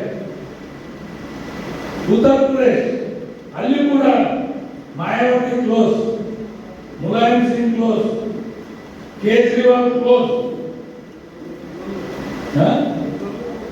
Lalu Prasad close, Tamil Nadu Jayalalithaa close, DMK close, ADMK close. Andhra मात्र ಅಲ್ಲಿ ಉಳಿದಿದೆ. ಅದು ತನ್ನ ಶಕ್ತಿ ಬಲದಿಂದ ಚಂದ್ರಬಾಬು ನಾಯ್ಡು ಅವರು. ತೆಲುಗುದೇಶಂ ಎಲ್ಲಿ ಇದರಲ್ಲಿ ಚಂದ್ರಶೇಖರ್ ರಾವ್ ಅದು ಕ್ಲೋಸ್. ಯಾವ ಉಳಿದಿಲ್ಲ. ಆದರೆ ನಮ್ಮ ನಾಯಕರು, ದೇಶದ ನಾಡು ಕಂಡ ರಾಜಕೀಯ ಪಟು, ದೇಶ ಕಂಡ ರಾಜಕೀಯ ನಾಯಕ ಪೂಜ್ಯ ದೇವೇಗೌಡರ ಚಾಣಕ್ಷದಿಂದ ಇಲ್ಲಿ ಜನತಾದಳ ಗಟ್ಟಿಯಾಗಿ ಉಳಿದಿದೆ, ಬೇರು ಮಟ್ಟದಲ್ಲಿ ಉಳಿದಿದೆ. ನಾವು ಇದನ್ನ ಬೆಳೆಸಬೇಕಾಗಿದೆ. ಮುಂದೆ ಕುಮಾರಸ್ವಾಮಿ ಅವರೇ ಈ ರಾಜ್ಯದ ಮುಖ್ಯಮಂತ್ರಿಗಳಾಗೋದ್ರಲ್ಲಿ ಅನುಮಾನ ಇಲ್ಲ. ನಾವೆಲ್ಲ ಗಟ್ಟಿಯಾಗಿ ಕೆಲಸ ಮಾಡಬೇಕಾಗಿದೆ. ಇವತ್ತು ಕಾಂಗ್ರೆಸ್ ಸರ್ಕಾರ ಗ್ಯಾರಂಟಿಗಳಲ್ಲಿ ಬಂದರೆ ಹೊತ್ತು ತನ್ನ ಕೆಲಸದಲ್ಲಿ ಬರಲಿಲ್ಲ. ಗ್ಯಾರಂಟಿಗಳಿಂದ ಪರಿಸ್ಥಿತಿ ಏನಾಗಿದೆ, ರಾಜ್ಯದ ಅಭಿವೃದ್ಧಿ ಎಲ್ಲಿ ಬಂದುಬಿಟ್ಟಿದೆ, ಏನಾಗಿದೆ? ಅಧಿಕಾರಿಗಳು, ರಾಜಕಾರಣಿಗಳ ಮಾತು ಕೇಳ್ತಾ ಇಲ್ಲ, ಜನಪ್ರತಿನಿಧಿಗಳು ಹೇಳಿದ ಮಾತು ಅಧಿಕಾರಿಗಳು ಕೇಳ್ತಾ ಇಲ್ಲ. ಭ್ರಷ್ಟಾಚಾರ ಕೂತ್ಬಿಡ್ತಾ ಇದೆ. ಗ್ಯಾರಂಟಿಗಳ ಲೋಕದಲ್ಲಿ ಮತದಾರ ತೇಲ್ತಾ ಇದ್ದಾರೆ. ಆದರೆ ಇವತ್ತು ರೈತರಿಗೋಸ್ಕರ, ಎಲ್ಲ ವರ್ಗದ ಜನರಿಗೋಸ್ಕರ ಬೇರೆ ಮಟ್ಟದಲ್ಲಿ ಚಿಂತನೆ ಮಾಡತಕ್ಕಂಥ ಒಂದು ಯಾರಾದ್ರೂ ಪಕ್ಷ ಇದೆ, ಅದು ಜನತಾದಳ. ಕುಮಾರಸ್ವಾಮಿ ಅವರ ನೇತೃತ್ವದ, ದೇವೇಗೌಡರ ನೇತೃತ್ವದ ಪಕ್ಷ. ಕುಮಾರಸ್ವಾಮಿ ಅವರು ಮುಖ್ಯಮಂತ್ರಿಗಳಾಗಿ ಸಮ್ಮಿಶ್ರ ಸರ್ಕಾರ 2002ರಲ್ಲಿ ಬಂದಾಗ ಸುವರ್ಣ ಎಷ್ಟು ಶಾಲೆ, ಎಷ್ಟು ಕಾಲೇಜು, ಎಷ್ಟು ಅಭಿವೃದ್ಧಿ, ಎಷ್ಟು ಬಡವರ ಕಲ್ಯಾಣ, ರೈತರ ಸಾಲ ಮನ್ನಾ, ಸಂಪೂರ್ಣ ಸಾಲ ಮನ್ನಾ ಮಾಡಿದ್ರು 2018ರಲ್ಲಿ. ಕೊಟ್ಟು ಮಾತನ್ನ ಇಟ್ಟ ಹೆಜ್ಜೆ ಹಿಂದೆ ತೆಗಿಲಿಲ್ಲ. ಆದರೆ ಈ ಸರ್ಕಾರ ಬಂದು ಏನೂ ಮಾಡಲಿಲ್ಲ. ಗ್ರಾಮ ವಾಸ್ತವ್ಯ ಮಾಡೋದ್ರ ಮೂಲಕ ಗಾಂಧೀಜಿ ಕಂಡ ರಾಮರಾಜ್ಯದ ಕನಸನ್ನು ಜಾರಿ ತರಬೇಕು ಅಂತ ಪ್ರಯತ್ನ ಪಟ್ಟವರು. ಈ ಸರ್ಕಾರ ಬಂದ ರೈತರ ಬಗ್ಗೆ ಯಾವ ಕಿಂಚಿತ್ತು ಯೋಚನೆ ಇಲ್ಲ. ರೈತರಿಗೆ ಒಂದು ಗ್ಯಾರಂಟಿ ಕೊಡಬಹುದಾಗಿತ್ತಲ್ಲ.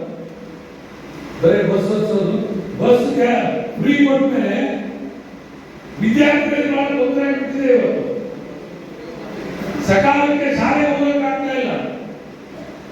ರೈತರಿಗೆ ಯಾವ ಯೋಜನೆಯೂ ಈ ಸರ್ಕಾರ ಕೊಡಲಿಲ್ಲ. ಹಾಗಾಗಿ ಇವತ್ತು ನಾವೆಲ್ಲರೂ ಬಹಳ ಚಿಂತನೆ ಮಾಡ್ತಕ್ಕಂಥ, ನಾವು ಪ್ರಾಮಾಣಿಕವಾಗಿ ಸಂಘಟನೆ ಮಾಡಿ ಮುಂದಿನ ದಿನಮಾನಗಳಲ್ಲಿ ನಾವು ಗೆಲ್ಲೇಬೇಕು ಅನ್ನೋ ಸಂಕಲ್ಪ ಮಾಡತಕ್ಕಂಥ ಕಾಲಘಟ್ಟದಲ್ಲಿ ನಾವಿದ್ದೀವಿ. ನಾವೆಲ್ಲ ಪ್ರಾಮಾಣಿಕವಾಗಿ ಕೆಲಸ ಮಾಡಬೇಕು. ಇವತ್ತು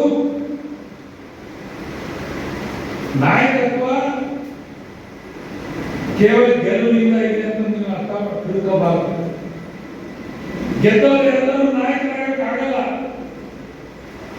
ಗೆದ್ದವರು ಜನಪ್ರತಿನಿಧಿಗಳು ಅಷ್ಟೇ. ಹೋರಾಟದ ಮೂಲಕ ಬಂದವರು ನಾಯಕರಾಗಲಿಕ್ಕೆ ಸಾಧ್ಯ. ನಮ್ಮ ಈ ಜನತಾದಳದಲ್ಲಿ ಹೋರಾಟದ ಮೂಲಕ ಬಂದವರೇ ನಾಯಕರಾಗಿರ್ತಕ್ಕಂಥದ್ದು. ನಾವೇನು ರಾತ್ರಿಯಲ್ಲೂ ಹಾಗೆ ಕೂತಿಲ್ಲ. ನಮ್ಮ ವಸಂತ ಹೇಳಿದ, ರಾತ್ರಿ 12 ಗಂಟೆಗಳಲ್ಲಿ ಫೋನ್ ಮಾಡಿದ್ರೆ 5 ನಿಮಿಷಕ್ಕೆ ವಾಪಸ್ ಮಾಡ್ತಾರೆ. ಅವರಿಂದ ಹೇಳೋದು ತಪ್ಪು ಹೇಳಿದ್ದಾರೆ. 5 ನಿಮಿಷ ಅಲ್ಲ, ಇಮ್ಮಿಡಿಯೇಟ್ ಆಗಿ ಫೋನ್ ರಿಸೀವ್ ಮಾಡಿ ಕೆಲಸ ಮಾಡ್ತೇನೆ. ಅದು ಶಿಕ್ಷಕರು ಅದು ಕೆಲಸ ಮಾಡ್ತಕ್ಕಂಥ ಇಮ್ಮಿಡಿಯೇಟ್ ಅಲ್ಲೇ ಹೋಗೋಣ. ಯಾರು ಓಡಾಡಿಸೋ ಕೆಲಸ ನಾನು ಯಾವತ್ತೂ ಮಾಡಿಲ್ಲ. ನಾನು ನೇರವಾಗಿ ಮಾತನಾಡಿ ಸತ್ಯವಾಗಿ ಹೇಳಿದ್ರೆ ನನಗೆ ಸಂಕಟ ಗೊತ್ತಿದೆ, ಅದಕ್ಕೆ ಪರಿಹಾರ ನಾನು ಕಂಡ್ಕೊಳ್ತೀನಿ. ಆದ್ರೆ ಸತ್ಯದ ಅರಿವು ಸಮಸ್ಯೆ ತಂದವರಿಗೆ ಆಗಬೇಕು ಅನ್ನೋದು ನನ್ನ ಅಪೇಕ್ಷೆ ಅಷ್ಟೇ. ಸತ್ಯದ ಅರಿವು ಆಗಬೇಕು. ನಾನು ಹೇಳೋದು ಯಾವತ್ತೂ ಸುಳ್ಳು ಹೇಳಲ್ಲ. ಮತದಾರನಾಗಲಿ, ಕಾರ್ಯಕರ್ತನಾಗಲಿ, ನಾಯಕನಾಗಲಿ, ಹೀಗೆ ಆದ್ರೆ ಇರೋ ವಾಸ್ತವಾಂಶವನ್ನು ನಾನು ಹೇಳಿದ್ರೆ ಅದನ್ನ ನೇರವಾಗಿ ಅಕ್ಸೆಪ್ಟ್ ತೆಗೆದುಕೊಳ್ತಕ್ಕಂಥ ಮನೋಭಾವನೆ ಯಾರಾದ್ರೂ ಇಲ್ಲ. ಹಾಗಾಗಿ ನನ್ನನ್ನು ದೂಷಣೆ ಮಾಡ್ತಾರೆ ಅಷ್ಟೇ. ಹೊಸದು ನೀನು ನನ್ನನ್ನು ಸಿಕ್ಕಾದವನೇ ಒಂದು ಕಾಲದಲ್ಲಿ ಮತ್ತೆ ಇದನ್ನು ಮಾತನಾಡಿಸಿದ್ದೀನಿ ನಾನು. ಈಗ ಅವರು ಹೇಳ್ತಿರ್ತಾರೆ ಶಿವಪ್ಪಾಜಿ ಅವರು ನೇರವಾಗಿ ಒಂದು ಸಿಟ್ಟು ತೀರಿಸ್ಕೊಂಡ್ರು ಮತ್ತೆ ಬೆಳಗ್ಗೆ ಅವ್ರು ಫೋನ್ ಮಾಡ್ತಿದ್ರು ಅಂತ. ನಾನು ಒಂದೊಂದ್ಸರಿ ಹಂಗೆ ಮಾಡ್ತೀನಿ. ಕೆಲವು ಸಂದರ್ಭದಲ್ಲಿ ನನಗೆ ಸ್ವಾಭಿಮಾನ ಧಕ್ಕೆ ಬಂದಾಗ ಇವ್ರು ಮಾತಾಡಿಸಲೇಬಾರ್ದಪ್ಪ ಬಿಟ್ಬಿಡ್ಬೇಕು ಅಂತ ಅನ್ಸುತ್ತೆ. ಆದ್ರೆ ಮುಂದೊಂದು ಗುರಿ ಐತಲ್ಲ, ಸ್ವಾರ್ಥ ಸ್ವಲ್ಪ ಗೆಲ್ಬೇಕು ಅನ್ನೋ ನನ್ನ ಗೆಲುವು ನನಗಾಗಿ ಅಲ್ಲ, ಈ ಕ್ಷೇತ್ರದ ಅಭಿವೃದ್ಧಿಗೆ. ಗೆದ್ದವರು MP ಗೆದ್ದವರು ಗೆದ್ದಾಗ ಭರವಸೆ ಕೊಟ್ಟು 2 ವರ್ಷ ಆಯ್ತು. ಯಾವ ಕಾರ್ಖಾನೆಗಳು ಇದೊಂದೇನೋ ಹಂಗು ಹಿಂಗು ಒತ್ತಡದ ಮೇಲೆ ರಸ್ತೆ ಆಗ್ತಾ ಇದೆ ಅಷ್ಟೇ. ನಾನು ಇವತ್ತು ವೇದಿಕೆ ಮೂಲಕ ಅವರಿಗೆ ಹೇಳಿ ಬಯಸ್ತೀನಿ, ನಿಮ್ಮ ಭರವಸೆಗಳನ್ನ ಈಡೇರಿಸಿ ಮತದಾರ ನಿಮಗೆ ಮತ್ತೆ ಉತ್ತರ ಸಕಾಲದಲ್ಲಿ ಕೊಡಲಿಕ್ಕೆ ತಯಾರಾಗ್ತಾರೆ. ನಾನು ಯಾವತ್ತೂ ಕೂಡ ನೀವು ಹೇಳಿದ್ರಿ ಈ ಶಿವಮೊಗ್ಗ ಹೊಸಪೇಟೆ ರಸ್ತೆನ ನ್ಯಾಷನಲ್ ಹೈವೇ ಮಾಡ್ತೀವಿ ಅಂತ ಭರವಸೆ ಕೊಟ್ಟಿದ್ದೀವಿ. ಮಾಡಿ ಬರೀ ರಸ್ತೆ ಅಭಿವೃದ್ಧಿ ಎಲ್ಲ ಘೋಷಣೆ ಮಾಡ್ತಾರೆ. ಇವ್ರಲ್ಲಿ ರಸ್ತೆಗಳು ಸರಿ ಇಲ್ಲ, ಮುನ್ಸಿಪಾಲಿಟಿ ಹಾಳಾಗೋಗಿದೆ, ಅಭಿವೃದ್ಧಿ ಇಲ್ಲ, ಕೆಟ್ಟೋಗಿದೆ. ಆ ತಾಲೂಕು ಕಚೇರಿ ಮುಂದೆ ಬ್ರೋಕರ್ಗಳ ಹಾವಳಿ ಜಾಸ್ತಿ ಆಗಿದೆ. ಆ ಪೊಲೀಸ್ ಸ್ಟೇಷನ್ ಪಂಚಾಯತಿ ಕಟ್ಟೆ ಆಗಿದೆ. ಯಾರಿದ್ದಾರೆ ಹೇಳೋದಿಲ್ಲ, ಕೇಳೋದಿಲ್ಲ. ಅಧಿಕಾರ ಏನು ಶಾಶ್ವತ ಅಲ್ಲ. ಪಾಪ ಹರೀಶ್ ಅವರಿಗೆ ಕೆಲಸ ಮಾಡಿಬಿಡ್ತಾ ಇಲ್ಲ. ನಾನು ನೋಡ್ತಾ ಇದ್ದೀನಿ. ಮಾತಾಡಿದ್ರೆ ಶಿವಶಂಕರ್ ಮಾತಾಡ್ತಾರೆ ಅಂತ, ಸುಮ್ಮನಿದ್ರೆ ಜನ ಅನುಭವಿಸೋದನ್ನು ನಾನು ಕಷ್ಟಪಡ್ತೀನಿ. ಮಾತಾಡಿರೋದು ತಪ್ಪು, ಸುಮ್ಮನಿದ್ರು ತಪ್ಪು. ಆದ್ರೆ ನಮ್ಮ ಮನೆ ಭಾಗಕ್ಕೆ ಯಾರು ಬರ್ತಾರೋ ಅವ್ರಿಗೆ ಪರಿಹಾರ ಕೊಡ್ತಾ ಇದ್ದೀನಿ. ಸಾರ್ವಜನಿಕವಾಗಿ ನಾನು ಬೀದಿಗೆ ಬಂದಿಲ್ಲ.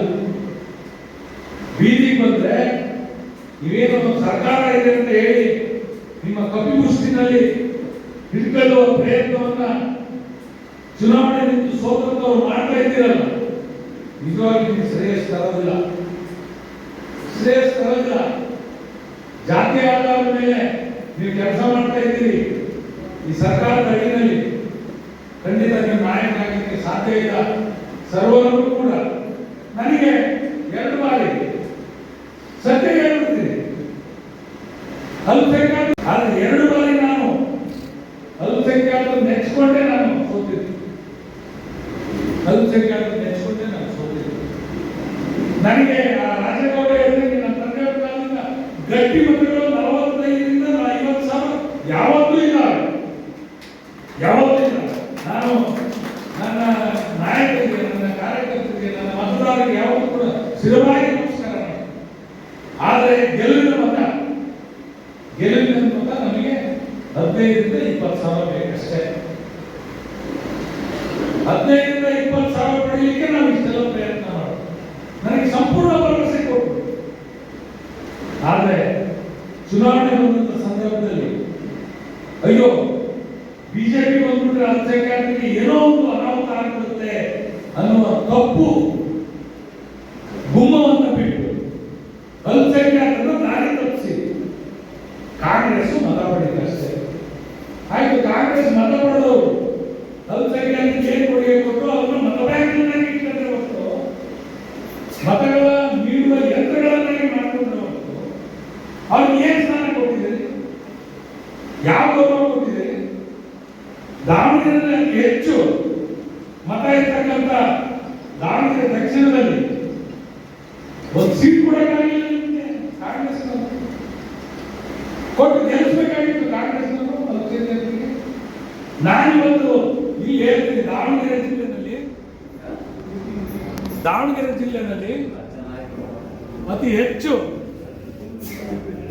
ಅತಿ ಹೆಚ್ಚು ಮುಸಲ್ಮಾನರು ದಾವಣಗೆರೆ ಬಿಟ್ಟರೆ ಹರಿಹರದಲ್ಲಿದ್ದಾರೆ. ನಾನು ಕಾಂಗ್ರೆಸ್ನವ್ರಿಗೆ ಒಂದು ಸವಾಲು ಹಾಕ್ತೀನಿ.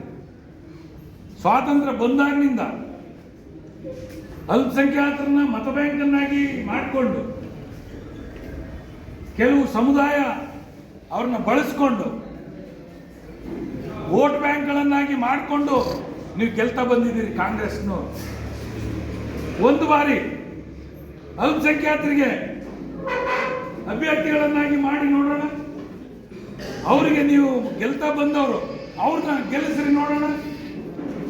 ಇದು ರಾಜಕಾರಣ. ನಾನು ಯಾವತ್ತೂ ಕೂಡ ಯಾವುದೇ ಒಂದು ಸಮುದಾಯವನ್ನು ಬಳಸ್ಕೊಂಡವನಲ್ಲ. ಎಲ್ಲ ಸಮುದಾಯಗಳನ್ನು ಕೂಡ ಸಮಾನವಾಗಿ ಕಂಡು ನನ್ನ ಅವಧಿನಲ್ಲಿ ಸಮಾನವಾದ ಅವಕಾಶ ಕೊಟ್ಟು ಅವ್ರನ್ನ ನನ್ನವರು ಅಂತ ಕಂಡಿರ್ತಕ್ಕಂಥವನ್ನ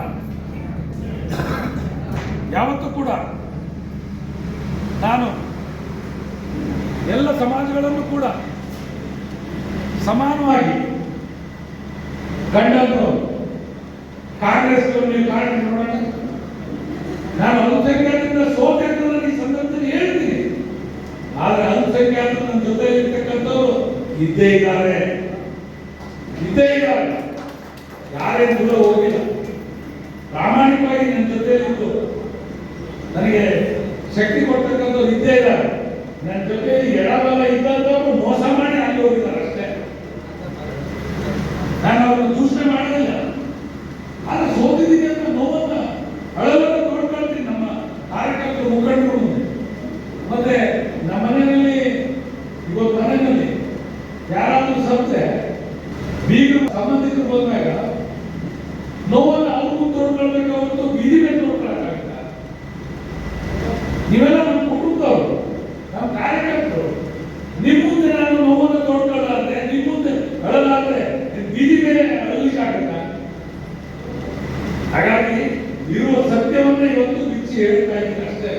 ಅಲ್ಪಸಂಖ್ಯಾತರು ನನಗೆ ಆಪತ್ಮಾನವರು ಯಾವತ್ತೂ ಇದ್ದಾರೆ. ತಂದೆಯವರಿಗೆ ಆಶೀರ್ವಾದ ಮಾಡಿದ್ದಾರೆ, ನನಗೂ ಗೆಲ್ಲಿಕ್ಕೆ ಸಹಾಯ ಮಾಡಿದ್ದಾರೆ. ಆದರೆ 2 ಬಾರಿ ಮೇಜರ್ ಹೆಚ್ಚಿನ ಸಂಖ್ಯೆಯಲ್ಲಿ ಕಾಂಗ್ರೆಸ್ಗೆ ವೋಟ್ ಕೊಟ್ಟಿದ್ರಿಂದ ನಾನು ಸೋಲ್ಬೇಕಾಯ್ತು ಅಷ್ಟೇ.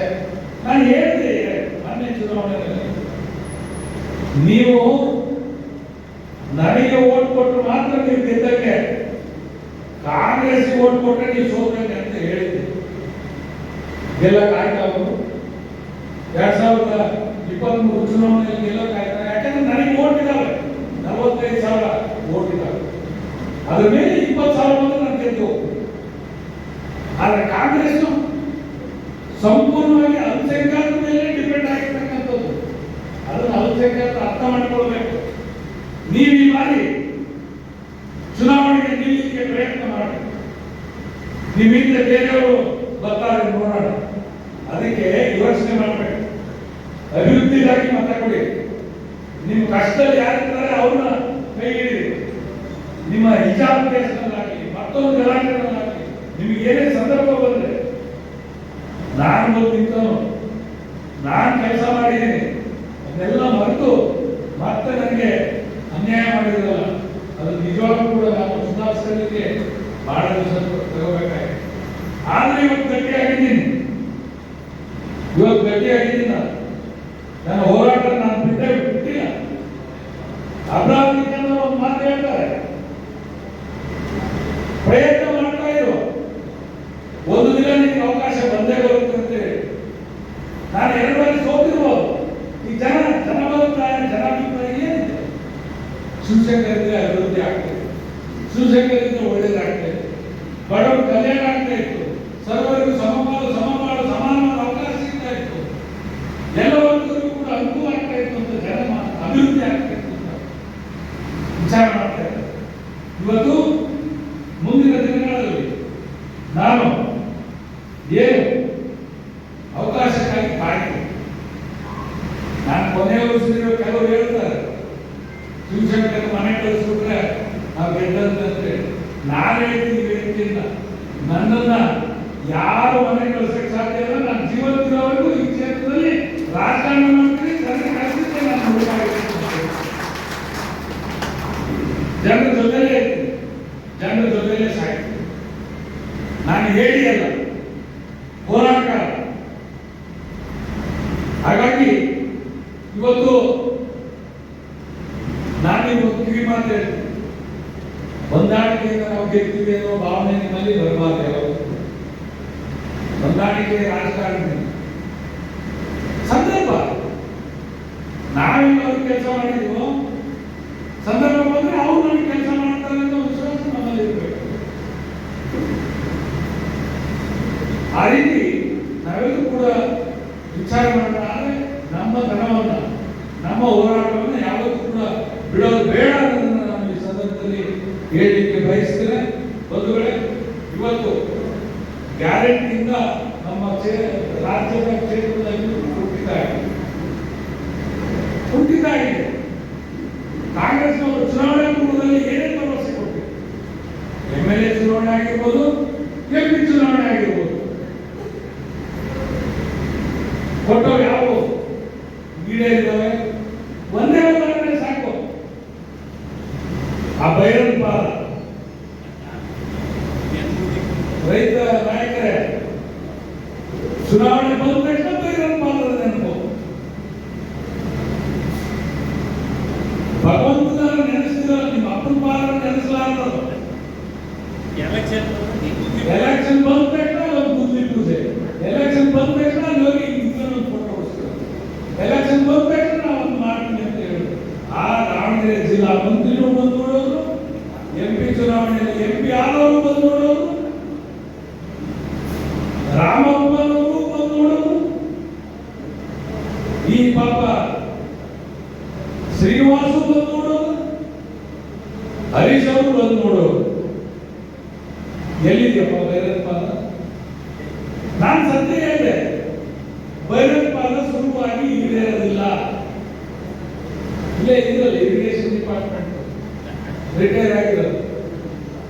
ನಾನು ಪದೇ ಪದೇ ಕ್ವಶನ್ ಹಾಕಿದೆ ಅಧಿವೇಶನದಲ್ಲಿ, ಭೈರಪ್ಪಾದದ ಯೋಜನೆ ಜಾರಿ ತರಲಿಕ್ಕೆ ಏನು ಸಮಸ್ಯೆಗಳು?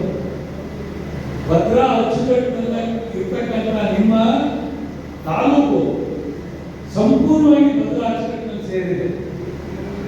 ನೀರಾವರಿಗೆ ಹೆಚ್ಚು ಬಳಕೆ ಆಗ್ತಾ ಇದೆ. ನೀರಾವರಿಯಿಂದ ಕೊರತೆ ವಂಚಿತ ಆಗಿಲ್ಲ ನಿಮ್ಮ ತಾಲೂಕು ಹೊಸ ಯೋಜನೆಯನ್ನ ಮಾಡಬೇಕಾದ್ರೆ. ಹಾಗಾಗಿ ಭೈರಪ್ಪಾದವನ್ನ ಮಾಡುವ ಅವಶ್ಯಕತೆ ಇಲ್ಲ ಅಂತ ಹೇಳಿ ಮಂತ್ರಿಗಳು 2-3 ಬಾರಿ ಅಧಿವೇಶನದಲ್ಲಿ ಉತ್ತರ ಕೊಟ್ಟಿದ್ದಾರೆ. ಜನರ ಕಣ್ಣಿಗೆ, ರೈತರ ಕಣ್ಣಿಗೆ, ಆ ಭಾಗದ ಜನರಿಗೆ ಮಣ್ಣೆರಿಸಲಿಕ್ಕೆ ಚುನಾವಣೆ ಬರುತ್ತಿದ್ದಂಗೆ ಮಂತ್ರಿಗಳು ಹೋಗಿ ಇರಿಗೇಷನ್ ಮಿನಿಸ್ಟ್ರಿಗೆ ಮತ್ತೆ ಮುಖ್ಯಮಂತ್ರಿ ಒಂದು ಪತ್ರ ಕೊಡೋದೇ ಭೈರಪ್ಪಾದವನ್ನ ಜಾರಿ ಮಾಡಿದ್ರೆ ಆ ಫೋಟೋ ಹೊಡೆಯೋದು ವಾಟ್ಸ್ಆಪ್ನಾಗ ಹಾಕೋದು, ಶ್ರೀನಿವಾಸ ಹೋಗೋದು, ಭೈರಪ್ಪಾದವನ್ನ ಪತ್ರ ಕೊಡೋದು. ಪತ್ರಗಳಿಂದ ಕೆಲಸ ಆಗದಿದ್ರೆ ಕಾಂಗ್ರೆಸ್ ನಾಯಕರುಗಳೇ, ನಿಮ್ಮ ಕನವನ್ನು ತೋರಿಸಿ, ನಿಮ್ಮ ಇಚ್ಛಾಶಕ್ತಿಯನ್ನು ತೋರಿಸಿ. ನಾನು ಸತ್ಯ ಹೇಳ್ತೀನಿ, ಶಿವಶಂಕರ್ ಮಂತ್ರಿ ಆದ ಮಾತ್ರ ಅದನ್ನ ಏನಾದರೂ ಮಿಸ್ಲಾಡಕ್ಕೆ ಸಾಧ್ಯ ಬಂತು, ಇಲ್ಲ ಏನೋ ಮಾಡಕ್ಕಾಗಲ್ಲ. ಆಳಕ್ಕೆ ಹೋಗಿ ಅದನ್ನ ಪ್ರಯತ್ನ ಮಾಡಬೇಕು ಅಂತ ನಮ್ಮ ನಾಯಕರು ಹೇಳಿದ್ದಾರೆ. ಖಂಡಿತ ಪ್ರಯತ್ನ ಮಾಡೋಣ ಅಂತ. ನಿಜ, ಆ ಭಾಗದ ರೈತರಿಗೆ ಅರ್ಧಾಕಿದೋನು, ಆ ಭಾಗದ ರೈತರಿಗೆ ನೀರಿನ ಸಮಸ್ಯೆ ಇದೆ. ಬರೇ ಬಾಯಲ್ಲಿ ಹೇಳ್ತಾರೆ ಲಿಪ್ಸಿಂಗ್ ಬಗ್ಗೆ, ಸತ್ಯವಾಗಿ ಪ್ರಾಮಾಣಿಕವಾಗಿ ಕೆಲಸ ಮಾಡಕ್ಕೆ ಸಾಧ್ಯ ಇಲ್ಲ. ಇದೇ ಶ್ರೀನಿವಾಸ ಹೇಳ್ತೀನಿ, ಆಯ್ತಪ್ಪ ಸಿದ್ದರಾಮಯ್ಯ ಹೋದ್ರಲ್ಲ, ಸಿದ್ದರಾಮಯ್ಯ ಇಳಿಸ್ಬೇಕಾದ್ರೆ ಒಬ್ಬರಾದ್ರು ಕಣ್ಣೀರು ಇಟ್ಟರೆ ನೀವು ಅಲ್ಪಸಂಖ್ಯಾತರು ಸಿದ್ದರಾಮಯ್ಯ ದೇಕ್ಕೆ ಕಾಂಗ್ರೆಸ್ಗೂ ಕೊಡ್ತಾರ.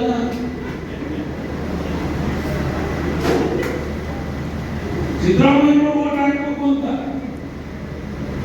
ಸಿದ್ದರಾಮಯ್ಯ ಒಂಟಿಯಾಗಿ ಎಲ್ಲಿಗೆ ಬೇಡ ಯಾವುದೋ ದಾರಿ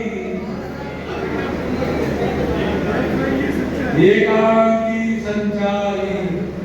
ಈ ಜಿಲ್ಲೆಯಲ್ಲಿ ಆ ಒಂದು ಸಮಾಜ ಬಹಳ ಗಟ್ಟಿಯಾಗಿದೆ, ಅಲ್ಪಸಂಖ್ಯಾತರು ಬಹಳ ಹೆಚ್ಚಿನ ಸಂಖ್ಯೆಯಲ್ಲಿ ಇದೆ.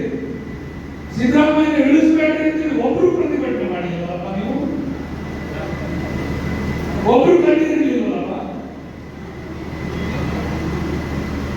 ನಿಮ್ಮ ಅಧಿಕಾರಕ್ಕೋಸ್ಕರ ಪ್ರಾಮಾಣಿಕವಾಗಿ ಜನಪರವಾಗಿ ಅಷ್ಟ ಇಷ್ಟು ಕೆಲಸ ಮಾಡ್ತಕ್ಕಂಥ ಸಿದ್ದರಾಮಯ್ಯ ಇಳಿಸಿದ ನಮಗೆ ನೋವಾಗಿದೆ ಮೋಹನ್. ಯಾಕಂದ್ರೆ 3 ದಿನ ಜನತಾದಳದಿಂದ ಬಂದವರು ಅವ್ರು ನಮ್ಮ ನಾಯಕರು ವಿರೋಧ ಮಾಡಿರ್ಬೋದು, ನಮಗೆ ನೋವಾಗಿದೆ. ಜನತಾದಳದ ಒಬ್ಬ ಕಟ್ಟಾಳು ಗಟ್ಟಿಗನಿ, ಮೂಢನಂಬಿಕೆಯ ವಿರೋಧಿ, ಬಸವ ತತ್ವದ ಪರಿಪಾಲಕ ಸಿದ್ದರಾಮಯ್ಯ ಬೆಳೆಸಿರಲ್ಲ, ನೀವು ಒಬ್ರಿಗೂ ಕಣ್ಣೀರು ಹೋರಾಟ ಒಂದು ಪ್ರತಿಭಟನೆ ಮಾಡೋ ಮನಸ್ಸು ನಿಮಗೆ ಬರಲಿಲ್ಲಪ್ಪ. ನನಗೆ ಹೇಳಿದ್ರೆ ನಾನು ವಿರೋಧ ಮಾಡ್ತಿದ್ದೆ. ಎದುರಿಸ್ಬೇಡ್ರಿ ಕಾಂಗ್ರೆಸ್ನವರೇ, ಸೋನಿಯಾ ಗಾಂಧಿ ಅವರೇ, ರಾಹುಲ್ ಗಾಂಧಿ ಅವರೇ, ಇಳಿಸ್ಬೇಡ್ರಿ ಅಂತ ನಾನು ಹೇಳ್ತಿದ್ದಲ್ಲಪ್ಪ. ಅವ್ರಿಗೆ ಮನವಿ ಮಾಡ್ತಿದ್ದೆ. ನೀವು ಒಬ್ರಿಗೂ ಮನಸ್ಸಿಲ್ಲಲ್ಲಪ್ಪ. ಪಾಪ ಜಮೀರಮ್ಮಂದು ನಮ್ಮ ಸಹೋದರ, ನನಗವರು ಬಹಳ ಪ್ರೀತಿ. ಸುಮ್ಮನೆ ಅವ್ರ ಮೇಲೆ ಅಪಾರ್ಥ ಕೊಟ್ಟು ಮಂತ್ರಿಗಿರಿಂದ ಇಳಿಸಿದ, ಇನ್ನೂ ಮಂತ್ರಿ ಮಾಡಿರಲ್ಲ. ನಿಮಗೆ ನೋವಾಗಿಲ್ಲ, ನಿಮಗೆ ನೋವಾಗ್ತಾ ಇಲ್ಲ. ನಾನು ಹೇಳ್ತೀನಿ, ನೀವು ಸಮೀರ್ ಅಹಮದ್ ಅವ್ರನ್ನ ಮುಂದಾದ್ರು ಮಂತ್ರಿ ಮಾಡದೇ ಇದ್ರೆ ಕಾಂಗ್ರೆಸ್ಗೆ ತಕ್ಕ ಪಾಠ ಕಲಿಸಿ, ಕಾಂಗ್ರೆಸ್ನಿಂದ ಹೊರಗೆ ಬರ್ರಿ, ಸಾಮೂಹಿಕ ರಾಜೀನಾಮೆ ಕೊಟ್ಟು ನಿಮ್ಮ ಪರವಾಗಿ ಯಾವತ್ತೂ ಕೂಡ ಧ್ವನಿಯಾಗಿರ್ತಕ್ಕಂಥ ಶಿವಶಂಕರ್ ಕೈ ಹಿಡಿರಿ. ನೋಡಿ ನಿಮ್ಗೆ ಹೇಗೆ ನಾನು ಸ್ಥಾನ, ಮಾನ, ಗೌರವ ಎಲ್ಲ ಕೊಡ್ತೀನಿ, ಕೊಟ್ಟ ಬರ್ತೀನಿ.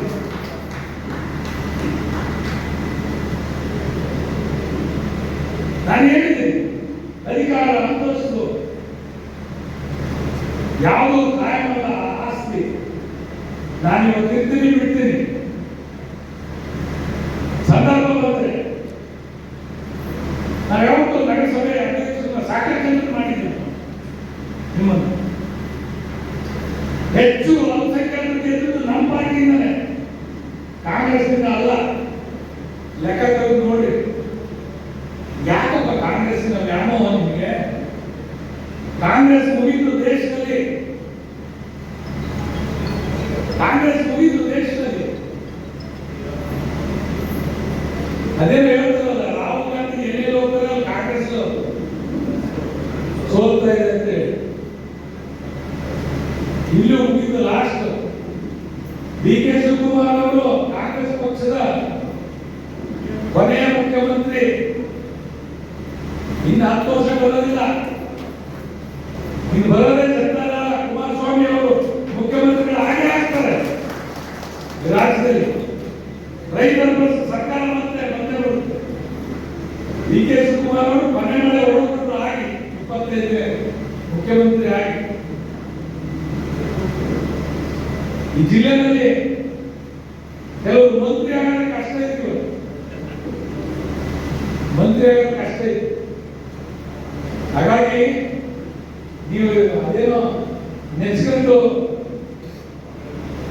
ಎಮ್ಮಿ ಬಾಣ ನಿಂತಿತ್ತು ಅಂದ್ರೆ ಏನೋ ಅಂತಾರಲ್ಲ,